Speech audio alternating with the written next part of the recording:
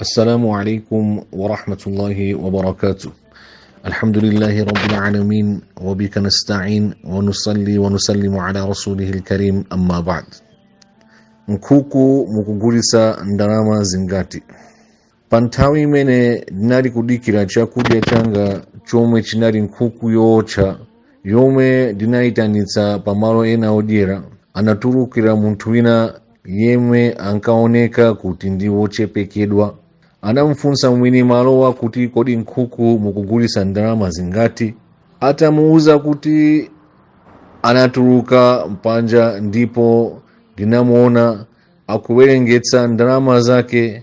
Kenako analowanso nati, chabwino tipaseniko imodzi ya ingono yochipirako. Wogulitsayo kuti pa nthawiyi akuyankha telefoni yake, uku akumwetulira ndi kugwedeza mutu wake kumuvomereza. Mosakhalitsa andadula foni ija uko kuti ozikomo Mulungu pa mtendere umenewu. Ndikukuthokozani kamba ka ubwino wanu waukulu. Anatero kupanga dua imeno akutulutsa nkhuku yayikulu yootcha bwino nampasa munthu uja, ndipo anamuza kuti ndiwe munthu wa madalitso kwambiri, ndalandira mphatso ya ana awiri amapasa posachedwapo. Choncho iyi ndi mphatso yanga kwa iwe, kamba chikondwerero changa ndi nkhaniyi.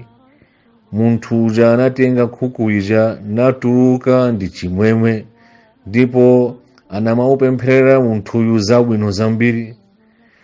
Ndinali ndikuonera zonsezi, ndipo atatuluka anandipatsa chakudya changa, ndipo ndinapereka ndalama. Ndinamufunira zabwino munthuyo pomuza kuti zabwino zonse pa ana anu. Anaseka nati, ndikulumbira mwa Mulungu ndilibe mwana aliyense ine, komanso palibe amene wandiyimbira foni.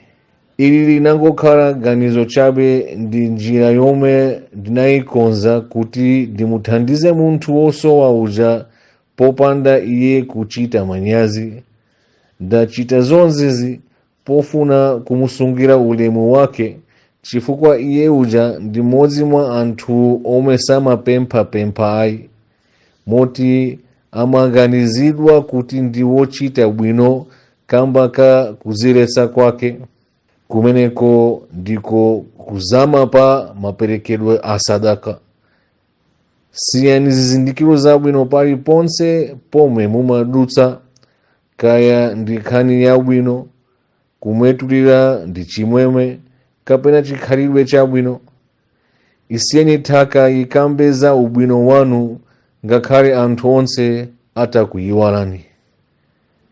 Tiyeni tikhale ndi makhalidwe ngati amenewa, kuti mawa ifeyo tikakhala tili kumanda, anthu amene tatsira kumbuyo akutipempherera zabwino, akutifunira zabwino, ndipo tikumbukidwe pakana kale kuti kunali anthu amene anapanga zabwino, ndipo atipangira madua.